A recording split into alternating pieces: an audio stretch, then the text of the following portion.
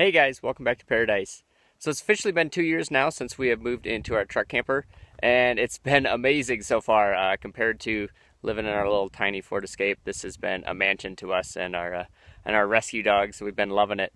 But as always, it can't always be perfect. So we obviously had a few issues and problems with the truck camper. So today I just wanted to go over a few of the issues that we've had. And if you've been following us, you know we live pretty simple. And actually, we ripped everything out of the camper that's pretty much could break down. So all the electronics, the fridge, the heater, all the electrical stuff has been ripped out. So pretty much nothing could break down. So I'm just going to go over some of the other things that were just pretty much with the basic camper that we've been having issues with. So if you're looking at buying a truck camper or you already have one, these are some of the issues you should probably look out for. So just in case you're wondering, our camper is a 1995 Shadow Cruiser, so it's a little older, but most campers pretty much are built kind of the same way. Might just be a little different, but what I'm talking about today is pretty much going to fit all campers. All right, first issue we've had. We were out camping for a while and we ended up leaving after a week or so, and we realized that our turnbuckle had completely fallen off the vehicle. So we had to check it out, and it turned out your O-bolt here sometimes will actually just fall out completely. So this one is beneath the propane tank door here. So I had to walk back and get my turnbuckle, which I got that, and luckily it was still attached to the O-bolt.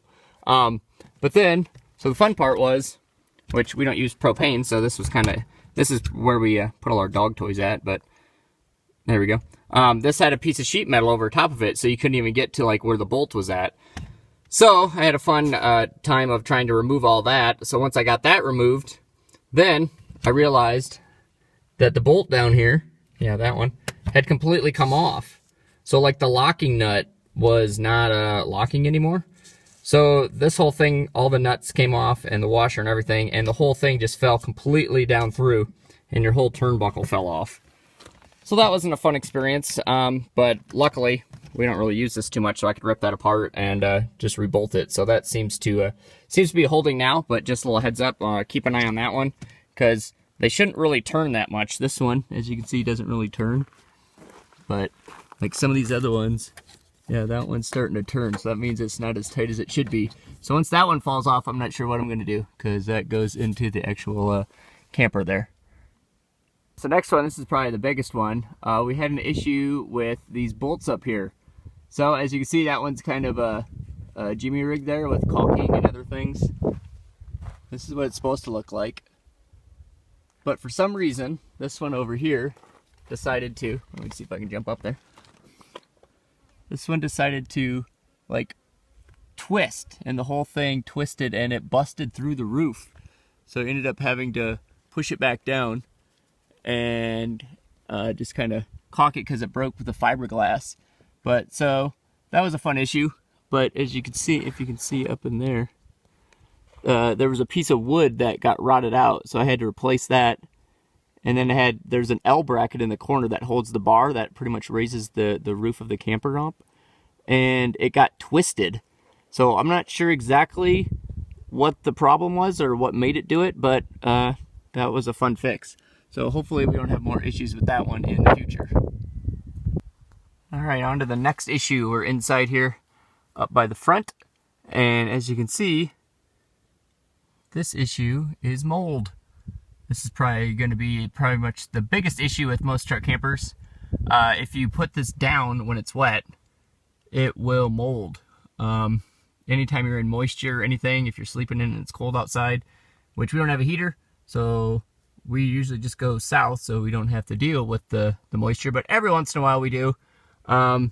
Obviously they sell sprays and stuff, but we found the best way to actually clean it, and the cheapest, is just spray it with vinegar. So we have a little spray bottle, we spray it with vinegar, and then you're just going to scrub it with a scrub brush just to kind of get the vinegar molecules into the canvas there. And then just keep it up there as long as possible in the sun, and it should clean it right up. So our last issue we're having is issues with the zipper. You know, like always, every zipper always breaks. I figured sooner or later these zippers that keep your solar shade up or down would snap, because it's really tight when you go around these corners here to try to get a zipper to go around that. They don't even work on sweaters most of the time, so the fact that they think they can make them go around corners blew my mind. But obviously after a while, they do split. And once they split, there's really not much you can do about it. So we had to figure out a way to keep this this up, so we ended up putting these snaps on just so we can have something to keep that up if we needed to. But now they're starting to do it on like every zipper. So after a while, obviously we live in ours, so we probably use it a little more than people that are just camping, but something to keep an eye on.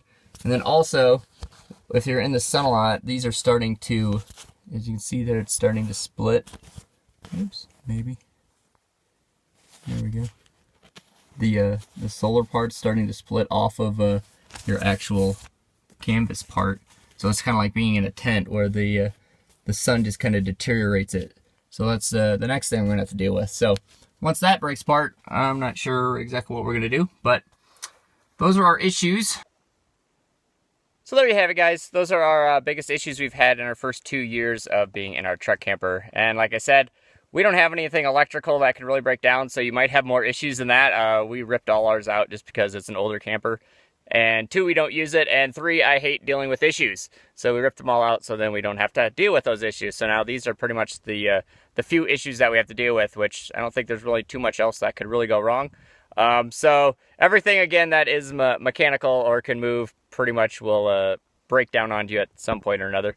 So just a little heads up, if you guys are looking for a truck camper or wanting to live on the road, just keep your eyes open for any of those issues happening. Hope you guys liked it. We'll see you next time. Bye.